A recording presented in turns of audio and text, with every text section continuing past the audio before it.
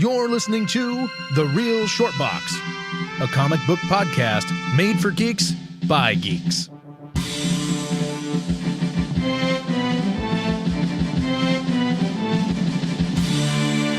Ladies and gentlemen, welcome to The Real Short Box. My name is Darren. Sitting in front of me with this wonderful looking hat is the Dr. Kevin.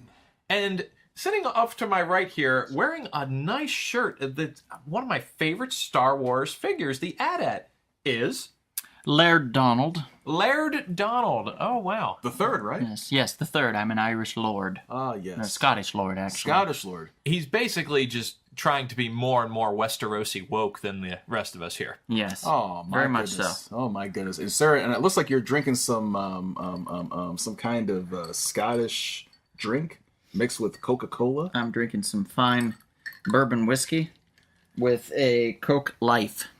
Coke Life. Now, that's for stevia, correct? Half stevia, half cane sugar, yes. Oh, so this is actually a Coke that's relatively semi-healthy. Decently healthy. If you're going to have a mixer, I would recommend it. I think it's kind of pricey. It's like $7 for 12 cans. But it's only 90 calories, I think, or 120. Yeah, 90 calories per can. And for all those people out there that are obsessed with stuff like, progressing, well, Coke has evolved. A little bit, yeah, definitely.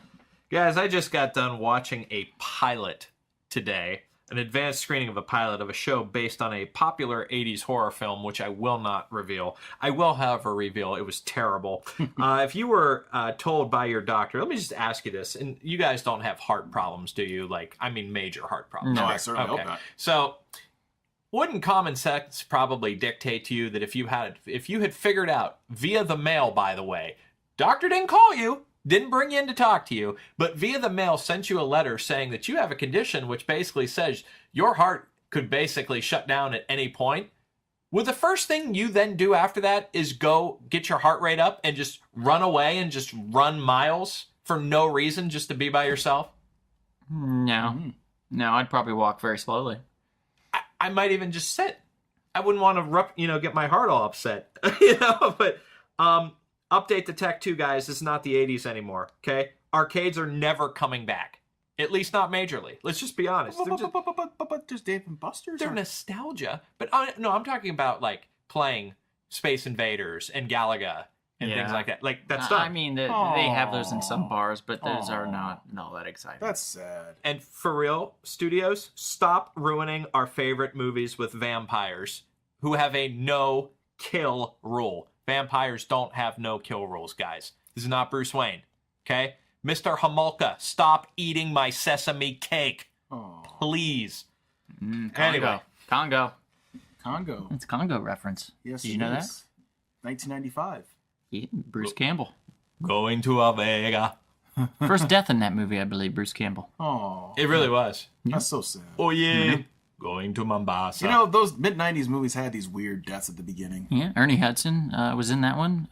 Tim Curry, I believe, was also in that movie. Yes, Dylan Walsh was the star, and the co-star, his name is escaping me because we have Laura Linney as well, but he's the guy who produced Argo. I can never think of his name. He's got the curly black hair, skinny guy. But yeah, anyway, here we go today. We are going to be talking about comic runs, basically comic stories that are not very well known. Yep. Because we here at The Real Short Box, we really do read comics outside of, watching movies and advocating for these movies and talking about the culture of comics. We actually read comics, and we want to share some of our favorite stories you may not have heard of. You're not going to be getting X-Men number 141, 142, Days of Future Past here. Which, by the way, I'm pretty sure there's a special little comic shop that carries those books. Oh, sorry to interrupt, everyone. Just wanted to mention real quick about a shop in Canoga Park, California called Spiro's Heroes. Elliot, the proprietor of the store, has over 300,000 books in what's called the Temple of Comics. That's Spiro Heroes in Canoga Park, spirosheroes.com. All right. Yeah, man, I always love hearing that advertisement. Who is the person that does that advertisement? His voice is semi-recognizable to me. I know, right? It sounds like some guy we know very well. Sounds sexy to me. A guy with a Scottish accent, I think. That's extremely sexy. Like, man, I would make out with that dude. I don't flip that way, but if I did, he'd be first on my list, let me tell you. So you're saying if you cross the track, you switch sides, you would actually get with that guy. Oh, totally. Moving on. Wow. So what happens here is like, especially for you Superman movie fans, like, I mean, how many times have we seen Lex Luthor in a storyline? We've probably Too many probably times. rinsed Lex Luthor of all of his storylines at this point. There's just nothing we can teach you about Lex Luthor. You probably don't already know. But when we go into these smaller, lesser-known comic story runs, we just find them really fascinating. And you know what? If they eventually become movies, of course we're going to take credit for it, right? Absolutely. That's just how this game works, folks. Okay. Donald, I'm going to start off with you this week. I know you have more than one story you'd like to get into.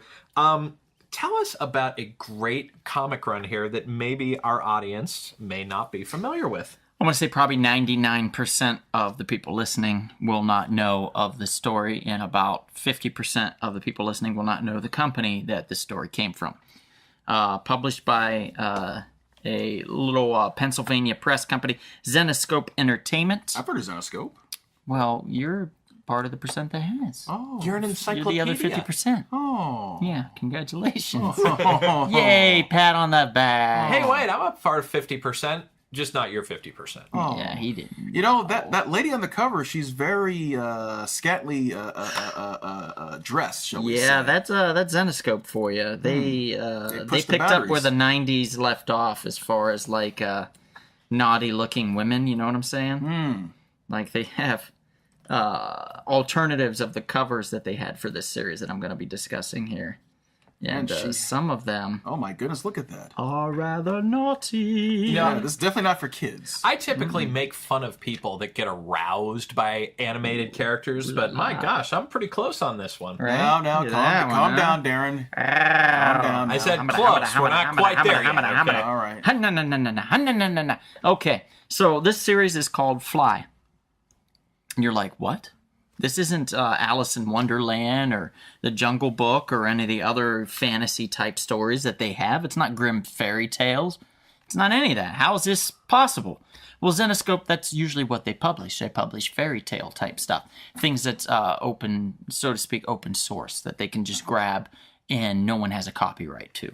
They can take and use and redo in their own Zenescope type way, which is usually having scantily clad women be the lead and all the villains be sexy. And it's like, I want to say if there were vampires in it, everybody would sparkle. That's Zenescope. But once in a while, they put out a gem. And I will say the Jungle Book series that they did was very good, at least the first 2 volumes. I never read past that. But the first 2 volumes of their Jungle Book series, highly recommend that. So if you get a chance, pick that up and read it or digitally download it and check it out. But this one here that we're going to talk about today is called Fly. Now, the basic synopsis of this, I'm going to read this here. This collects issue 1 through 5, about volume 1 off of my buddy Michael's comic shop. Rest in peace. Comic Smash. The comic shop, not Michael. Comic Smash. Right. Yeah. Michael's still alive. Yeah, Comic The Smash. comic shop is not, but it collected 1 through 5. He highly recommended it, so I was like, okay, I'll pick it up. But the story goes, what if there was a drug that gave you the power to fly? How far would you go to possess it, and who would you hurt to get your next fix? I would hurt everybody. When 3 young teens, thanks, Kevin.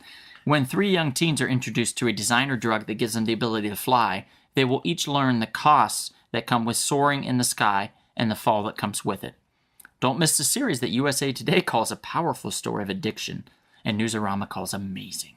Do you agree with USA Today, Donald? USA, it's a powerful story of addiction. I would say it's not so much a powerful story of addiction. I will say that elements of addiction are referenced in here. So yes, I mean, it does deal with addiction, but I think it deals primarily with power and the corruption of said power. Is it as good as the movie Requiem for a Dream, which is a very powerful movie about addiction? I never watched that movie. And one question before you continue. The author and the artist, are you familiar with them? Because I want to give credit, since these are lesser known stories. No. I'd like to know if you have any familiarity with this author or this artist. I have no familiarity with the creator and the writer, Raven Gregory, or the artist, Eric J. But I will say the artist, he does flashbacks in a more childlike animated anime style. And then he'll do the current in a more adult kind of, what you would see in a Marvel book or something. So it's very interesting how he goes back and forth. So he's got some definite talent there. And the writer definitely, Raven Gregory, Mr. Gregory, or Miss Gregory, whichever, does have some good talent here. It's basically, it starts off with this guy, and this guy's name is, let's see, what the heck is his name? I can never remember. Eddie. That's right. It's Eddie. So Eddie is kind of a downtrodden, down on his luck kind of dude, and his ex shows up. Now, I don't know if you guys remember the movie Super Ex-Girlfriend. Yeah, vaguely. It's got a little bit of that element to it, the crazy ex-girlfriend, I think, or something. Super you're crazy. With Uma Thurman. Yeah, that one. Yeah, she's jealous, but she's a superhero, which is frightening for the guy, of course. Exactly. So we're dealing with that kind of element in this. Okay. This guy no longer takes this drug. You can tell he's off of the drug.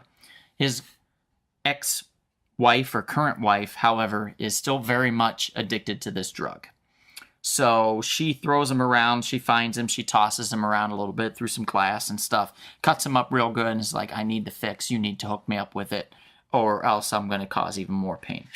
Well, we flash back to find out that they are or were married, totally in love. We find out that they met, it looks like, in school. Eddie's also friends with a kid named Francis. Francis is bullied a lot, but, he can stand his own ground. But Eddie helps him out from time to time. So Francis and him become fast friends. Francis takes him home. He's like, Mom, my dad and Mom are in the trade industry. Basically, what they trade is this drug, this fly drug. Fly drug. So okay. he shows it to Eddie. Eddie and him try it, and they both fly around and have a good time and stuff. And we learn that over the course of this series that there is repercussions with this trade industry, so-called trade industry. Francis's parents, they're not known for vetting the people that they give this drug to.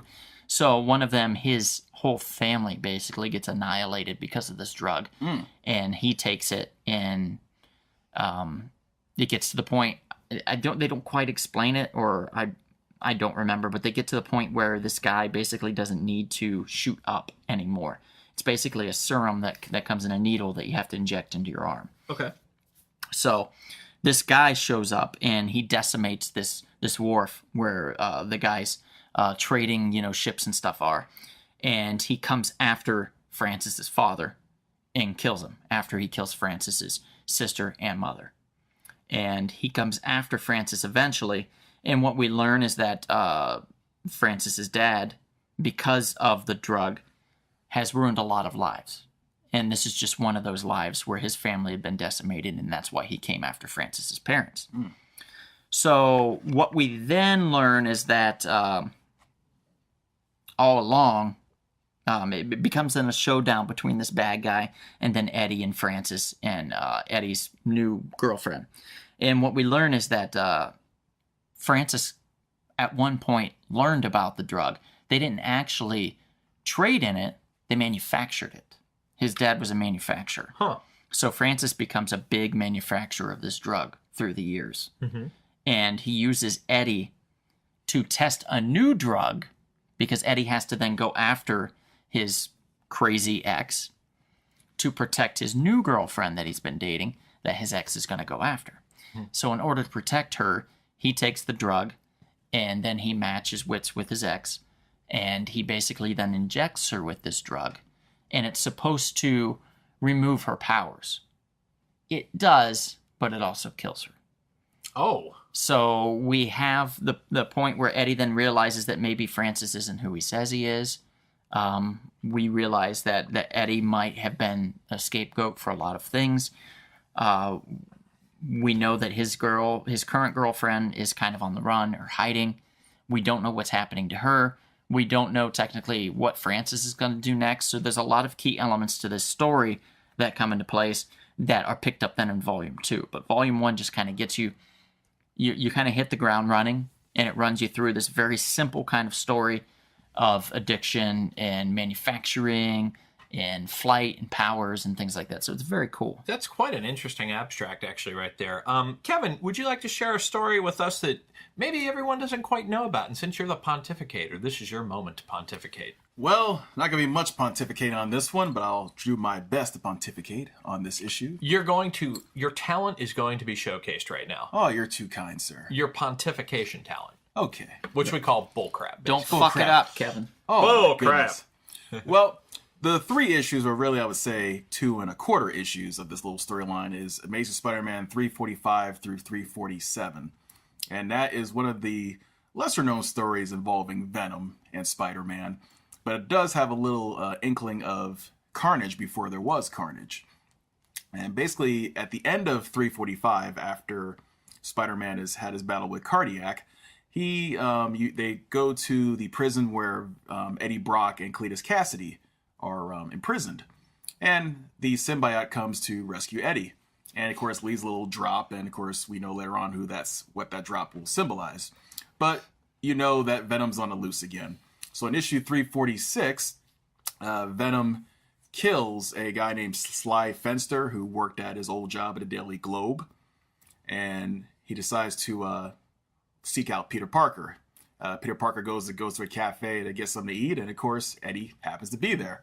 So of course Peter's freaked out about it, but Peter also understands how crazy Eddie is, so he has to kind of get him out of harm, get him away from people. So if they're going to fight, let's try to keep the casualties down to a minimum. Random aside, Kevin, do you know that Fenster in German means glass? You don't say. I do. Oh my goodness. Anyway, continue, please. No, that's a great fun fact. Yes. So, Eddie and Peter are having a little talk in an alleyway, and some guy tries to mug them, which is kind of funny. So, of all people, are trying to mug Eddie Brock and Peter Parker. So, Eddie takes care of business, handles that fella. Mm-hmm. And so, once they do commence with the battle, Eddie Brock has a little plan for Peter. He lures him to a cryogenics lab.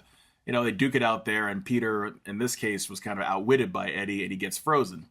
So that's the end of issue 346. Then in issue 347, Peter wakes up on an island out in the Caribbean. And Eddie's playing one of those classic, what's that story? Like The Heart of Darkness? No, that wouldn't be right. Lord of the Flies? No. What's the one where it involves you're hunting your prey? They just... Oh, yeah. The Ghost in the Darkness. Maybe something like that. Well, sort of, but Sort not. of. This is more of the island, right? Yeah. More the hunting the game, world's most dangerous that's prey. it. That's game it. or Yeah, something. or surviving the game. World, from the 90s. World Dangerous Game, something like that. Yeah. Yeah. So they're basically playing that up in this issue. So Eddie, who could have easily taken him out, of course, likes to play his game. So he's just basically chasing Peter around this island, and Peter's fighting is in the fight of his life. And eventually, what ends up happening is Peter thinks of a way to finally defeat. Well, not really defeat Venom, make Venom think that he defeated him. There's a mine shaft that has gas. So, of course, Eddie thinks, oh, this is great. I'm going to get him now. So he goes after him. A big explosion happens. And what Peter did during that explosion, he took off his uniform. Mm-hmm. By the way, before that, he finally found a skeleton. He basically dresses the skeleton in his tattered Spidey suit, making, Eddie think that that's him. And That's a lot of work there, Peter. yeah, but it actually works because, it's a nice deserted island. He's thinking to himself, well, you know what? If I'm like, the root of all of his problems, he hates me so much. If he thinks I'm dead, he'll have peace in his life, and I'll have some peace too. Mm-hmm. So what Peter does very cleverly, he just basically, after the explosion, his tattered uniform, he's just dressed the skeleton with it, and he sneaks off the island and gets on a boat and just makes sure that he wasn't seen. So he falls for it. It works. Eddie Brock Venom finds the skeleton. He rips off the head, and he's laughing to himself, thinking, yes, at last, he's done. It's like, you know what? I'm just gonna stay here for the rest of my life. I'm just gonna retire. I'm happy now. I'm at peace. And then Peter, you see a shot of him on the boat, also being like, finally done with him, once and for all. Until, of course, 14 issues later, when a problem named Cletus Cassidy comes along, he has to go back to the island to retrieve Eddie. But this would have been a way, if they really wanted to kind of do away with the character of Eddie Brock, this is a way you could have done it. But done in a, in a peaceful way, just give him his peace and just go away off in the sunset. Carnage, to me, is one of the... we've discussed this before, he's the Joker of the Marvel Universe. I agree with you on that. He's Carnage. He's, the wild card, so to speak. They've had some of the most interesting stories. That run that who was it? It was Jerry. Was it Jerry? No, it was Larson, right? no. We met him at Long Beach. Oh, Conway? Yes. Yeah. Was it Jerry Conway? Conway? Jerry Conway? Jerry Conway. Who'd written some great Marvel horror stuff back in the day. I believe he created, or didn't. If he didn't create, he definitely wrote the Werewolf by Night. Part of that series, I believe, at least. He did that run on Carnage just about 4 or 5 years ago. That was simply really intense. Phenomenal. Just phenomenal. Make a great horror movie. Make an amazing movie. If Marvel doesn't step up on that, Or Sony. Sony, Marvel, if they don't step up on that, they're nuts. It is insanely good. I highly recommend that. I won't get into details because I've discussed it before, but it's very good and I highly recommend it. But that's the whole thing then? Yeah, that's the whole thing. And it's by Larson and Emberlin, correct? Yeah, Eric Larson was the artist and the writer was David Michelin. Ah, yes, Michelin. Yep, he's got a tire company, right? Absolutely. Yes, absolutely, he does. Yes. And hopefully you guys will go ahead and join my GoFundMe, which will involve that Spider-Man 345 being the first appearance of Cletus Cassidy. Actually, it's the one before that. That's why I want you to join my fundraising campaign. Because I don't like lies. They're lies. Now, 345 would be like the first appearance of the Drip. Full appearance of Cletus Cassidy. The Carnage Drip. Full appearance. The Carnage That Drip. always Carnage Drip. wows Oh, man. me. The Carnage If Drip. you get that, you'd better see a doctor right away. Oh, yeah, that'd be bad Men, news. That'd be- women don't get that Carnage No, Drip. It's just men. No, yeah, that'd be pretty scary if you got Yep. the Carnage And you know Drip. what's the best part about this show? These guys have no idea. They just perfectly transition into the story that I'm going to get into that has to do with a drip. And that would be Invincible Iron Man 415, 416, and 417. Oh, my God, a trilogy of books. Better known Okay. as Vegas Bleeds Neon. I think you need to read the entire run of this in order to really appreciate it. It's not just like, key books per se, but like it's one of those things that if you don't read all three parts, you're really going to be left in a lurch. Right now, we're smelling the books. I'm opening one up. You can hear me open right now. That's right. Oh, As far as that new this comics. story, what kind of was the covers? What drew you in first and foremost, or I'm a big Iron Man guy, and I had been missing Iron Man for quite a few years. and he misses you. It was really upsetting. So I went to the comic shop one day, and I'm like, Vegas Bleeds Neon. That is a really cool title. It's a lot fresher. If you remember, Iron Man kind of had a resurgence. I want to say, even though I'm the biggest fan in the world of Iron Man, I can't remember every little thing, but he kind of had a reappearance issue in '98. this is predates the movie too. So this is before What year? the big push. This is 2003. September 5 years. 2003. 5 yeah. years. Yeah. No, and Vegas Bleeds Neon, by the way, that debuted in September of 2003. It was written by Robert Laws. Penciler was Robert Teranishi, and the inker was Eric Cannon. Robert Laws. I thought it was Robin. I looked in there. It said Robert because it probably is, but for some reason I thought it was Robert. Maybe I'm just moving through my stuff real quick. But his last name is Laws. That I can confirm. All right, so what's kind of really intriguing to me about this, of course, other than the title, in the previous issue. Which, by the way, Iron Man, especially in this newer series, does a great job doing summaries at the beginning of the previous issues. And the summaries are helpful because there might be little story details that you've missed. But right before this, Tony's trying to rebuild his life. Okay? As always. In a previous story, he was the subject of an FBI investigation. Okay? His weapon designs supposedly attacked a Chinese embassy in Washington, D.C. Now, he was able to exonerate himself of all the charges, but he ended up alienating, of course, his girlfriend at the time, who is Rumiko Fujikawa, as well as Pepper Potts and Happy Hogan, his boy and his girl for rather, Shit. he alienated them pretty heavily. So what does he do? He decides to, what are you guys looking at? I'm on the last page of that first issue, the 415. You see what happens? A drop can become so much more. All right. So what's very intriguing about Stages this drip right there. story is you start to get some of that great like Tony Stark characterization. One of my favorite. Well, they have him in a casino, right? And drinking or something, or maybe not drinking, but he's definitely gambling, and he's got a lot of women around him. Well, and his lines are just great. So, for example, he basically agrees to do a private eye investigation. He works with this private eye. Her name is Sage Kaufman. Okay. Sage. Yeah, Sage, exactly. I don't know who that is. Sage Kaufman. Yeah, I am going to declare right now this might be her first appearance. Not that that means anything to anybody, but it very well could be. So she's essentially a private eye, and he's agreed to help her do an investigation of this man who's missing named Mo Stanton. And right as she's up in his hotel room getting ready for the evening, he says a line of dialogue that says, "How long does it take you to get into a cocktail dress?" And then she walks out. She's like, "How do I look?" And he's like, 18 minutes and 33 seconds. I love the kind of smoothness that he brings. So, all right. So Mo Stanton, so Sage Kaufman, private eye. Let's get here.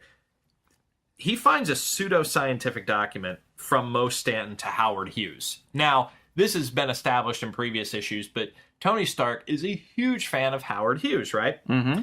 And what's interesting is he's talking to all the regular people you expect to find in a Vegas casino. Think more on the mob side, not so much the corporate side. Right. But he's talking to all these Old folks. school Vegas. Yeah, and he goes up into his room to basically, go to sleep for the night. And in his thermostat, there is a drip, as you would say. There is neon bleeding out, neon goo. It attaches to his Iron Man suit. Gets into that, as I saw in the picture, it gets into his suit, his Iron Man suitcase. Yes. Where he has that spare, like that suit that he carries around. Like, Yeah, and he makes the Iron Man suit then becomes organic. It becomes a living becomes thing. sentient. Yeah, comes alive. Yeah, and it ends up, as you saw on the last page there, you see him being basically attacked by his suit, which is why it's important that we did all 3 issues of this, because if you just finished on that, you'd kick yourself. I think it definitely piggybacks on Spider-Man a little bit, with the symbiote costume. Yeah, Without I think it'd be better if that drip got into a bottle of whiskey and then came after Tony. That'd be very scary. Yeah. So the Actually, door busts open heavily and it's symbolic, too. It's Jim Poltergeist 2. Beam. You ever seen Poltergeist 2? I have. Remember that scene with the tequila worm? Yes, I do. Never seen it. I watched the first one, and I watched the first one 4 years ago. I had nightmares so bad Really? that weekend after I watched it. You of all people. It was a skull Me coming of out all of the TV, people, wasn't it? It was the weirdest thing. I had a dream I got flipped off my bed onto the wall and pressed into the corner in between the baseboard and the carpet, and I was being pushed into it, and I couldn't move, and things was just happening all around me, and it was the freakiest goddamn thing. And I woke up freaked out. Like, I got up, I checked the door locks, I checked to make sure everything was off. Yeah, the I cold checked sweats, to see didn't if you? there was any gas on. You had the cold sweats, didn't you? Oh, I did. Yeah, I was that. Now, maybe you shouldn't watch the second. The second movie, in some ways, has its creepy scenes besides the one I just mentioned. Oh, the group singing comes to mind. Oh yes, the Lord is in His holy temple. You said old 19th century style preacher. And they had to be in a cave. Yeah, it had to be in the cave. Who did that? It was Toby. Was it Toby Hooper? Toby Hooper did the first one. Okay, who did the second one? Good question. I'm trying to remember who did the second one. I shouldn't have Yes, asked we'll that. get our fact checkers on it, which we employ regularly. Indeed. So part 2, which is really cool here, is Tony debuts what's called the Ablative Armor Mark 1. That's ABLATIVE. I'm going to call it ablative. It might be ablative. I'm not sure. Oh, I like that word. Ablative sounds a lot sexier, too. So what's really cool about the ablative armor is each piece... Sorry, I had chili today, guys. I might have to hiccup a little. Each piece of armor is essentially a piece of hard tile. So if that piece is damaged, that piece can pop off and the neck snaps right into place. It either will another piece will extend up to make that cover, or his suit can actually regenerate by itself by his brilliant engineering skills. So what's really interesting too is he starts doing some investigating, and he also on his suit is able to kill what he later calls the nanoplasm, right? He's able to kill this stuff because what he does is he does his research, and this is coming directly out of the book. The nanoplasm is a blood-like fluid full of submicroscopic machine organisms. So it's kind of like the symbiote in that sense. However, at the same time, this is actual, it's a machine too, and it's kind of a virus. So if it was still alive, it could attack any piece of equipment in this room, he says, infusing it with millions of these pinprick-sized devices. So this is, right away, we're talking about a very dangerous item that Tony has to think very quickly, basically how to overcome. There's a great line by the person who owns the casino, and this is part of why I like this story, is dialogue like this, the madness is the draw. Without it, what would we still be talking about? Some old aviation records and a catalog of lousy movies? He's talking about Howard Hughes, a catalog of lousy movies. Men like us, dreamers, builders, rule breakers, we can't get enough of his spiral into the abyss. We're all flirting with it ourselves, aren't we? It's great, self-reflection. I love dialogue like that in these stories. So, anyway, Tony ends up going up, and he's doing this thing where he does his own research, and he comes across a UFO that's buried deep in the sand. What I really dig about this is this is a hard-boiled detective story, very film noir, like Humphrey Bogart and the Maltese Falcon. It kind of actually reminds me also of Chinatown in a way. Yeah, but it meets a 1950s science fiction mystery as well. Yeah, I can see that. Yeah, so he basically gets down into the UFO, and then he finds Mo Stanton, who's hooked up to this nanoplasm. And then we realize there is a big scheme by the owner of the casino to spread this nanoplasm all over Las Vegas. And I'm not going to tell you what happens in part 3, because I'm going to encourage you readers to go read it. Don't do that to us, Well, Darren. It's what I do. You're being mean. But I just it's in many ways, I don't want to say a rebirth because that's completely overstating it and a little too hyperbolic. But it really brings Tony back into what I like most about Tony. He's edgy, but he's funny in a really kind of subtle way. He's no Bruce Wayne. It's got a lot of elements to it, and it also takes him out of his element. And I think oftentimes when Tony has to figure things out on the fly, that's when he's at his most creative, and it's its best at his best. So I like that kind of stuff. But he's no Bruce Wayne. Oh, Kevin. All right. Well, I'm just giving him the eye. Yep, he's got the stink eye. Give it a stink eye. Yep. So one more quick one, since I've got everybody's attention here. I'm just gonna throw one more. I was gonna do another one, but don't throw it. Just explain it. I'll do two. I'll mention the one real quick since we're on Iron Man. We're still not gonna throw it though, right? No, I'll throw it at you. I'll throw it at you later. Iron Man: Legacy of Doom. Okay. Ooh. And I'm just gonna read real quick the inside jacket synopsis to get everybody kind of enticed, and then we'll move to the next one. Read us. But science and magic fitting together like a sword and a scabbard. Scabbard? I don't know. It's Scabbard, it's right? scabbard. Saber? I don't know. Scabbard? I say scabbard. Obviously, I don't know. Scabbard. It's a scabbard. Despite his infamous aversion to enhancements, Iron Man follows Dr. Doom into a hell dimension as part of a supposedly life-saving mission against a monster who's shoving the stars aside in its eagerness to envelop Earth. But in any deal with Doom, the devil's in the details, and there's no one more devilish than the malevolent Mephisto, to whom Doom trades Iron Man for an enigmatic artifact. Mephisto entertains himself with the armored Avenger, who must believe both in hell and in himself to conquer a fiery father figure. Jesus, God, who wrote this? Meanwhile, a bargain with sultry sorceress Morgan Le Fay has left Doom's armor enhanced with the invincibility of the blade Excalibur, but he still seeks the sword's scabbard or whatever to complete his power-seeking plan.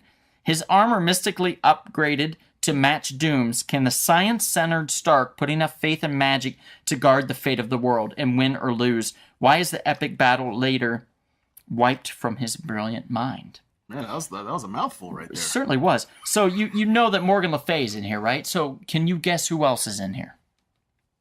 The opposite. You have Morgan Le Fay or Morgana. You would have, who's the opposite? Merlin. Merlin, of course. Merlin the magician. But most importantly, I want to ask you, because I haven't read that story, does Doom refer to himself in the third person? Of course he does. Okay. Of course. It wouldn't be a Doom story Any good villain. if he didn't. Exactly.